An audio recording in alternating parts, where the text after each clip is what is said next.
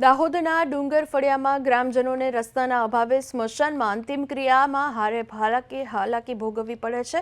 જિલ્લા પંચાયત ઓફિસની પાછળના જ ભાગમાં સુવિધાઓનો અભાવ હોવાની માહિતી સામે આવી છે। થોડા મહિના અગાઉ સ્મશાન નવું બનાવવા માટે સામાન મૂકવામાં આવ્યો હતો, પરંતુ ગામના સરપંચે સામાન ઉઠાવી લીધો હોવાનો ગ્રામજનોએ આક્ષેપ કર્યો છે। અધિકારીઓની ઓફિસના પાછળના ભાગમાં જ પોતાની મોતનો મલાજો ન મળ્યો હોવાની શક્યતા હોવાનો પણ આક્ષેપ કરવામાં આવ્યો છે। ગ્રામજનોએ વિડીયો ઉતારી વિકાસ સામે સવાલો ઉઠાવ્યા છે।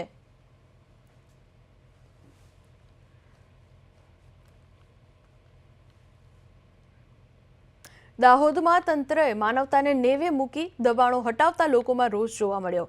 લીમખેડામાં વરસતા વરસાદમાં માનવતા ભૂલીને તંત્ર દ્વારા દબાણો દૂર કરાયા। 166 લોકોને અગાઉ તંત્ર દ્વારા નોટિસ આપવામાં આવી હતી, ત્યારે લોકોએ જ્યાં દબાણ છે ત્યાં કામગીરી ન કરવામાં આવતી હોવાના આક્ષેપો કર્યા છે। વહીવટી તંત્ર દ્વારા ગરીબોને ખોટી રીતે હેરાનગતિ કરવામાં આવતી હોવાનો આક્ષેપ કરાયો છે। આજે દબાણ ખુલ્લું કરવા માટે મામલાદાર અને પંચાયતના અને પોલીસના અધિકારીઓ જે આવ્યા હતા અને જે દબાણ ખુલ્લું કરવા માંગે છે, પણ અમારે આગળ કોઈ દબાણ હોતું જ છે જ નથી અને દબાણ જ્યાં છે ત્યાં ખુલ્લું કરવા નથી જતા।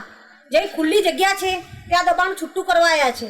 ધારો કે નાળાની પેલી સાઈડ અને નાળાની આ બાજુ કેટલું દબાણ છે, પણ એને કોઈ ખુલ્લું કરવા નથી માંગતા અને જ્યાં ખુલ્લું છે ત્યાં દબાણો કરવા માંગે છે। ત્યાં જેસીપી લઈને એ લોકો આવ્યા છે તોડવા માટે, તો અમે શું કરીએ બતાવો। અમારું જે દબાણ છે, અમારી દુકાન આગળ જે અમારી જગ્યા છે એના આગળ ગ્રુપ ગ્રામ પંચાયતની જે ગટર લાઈન જાય છે, એ ગટર લાઈન તોડીને થોડી એ દબાણ હટાવવાના છે।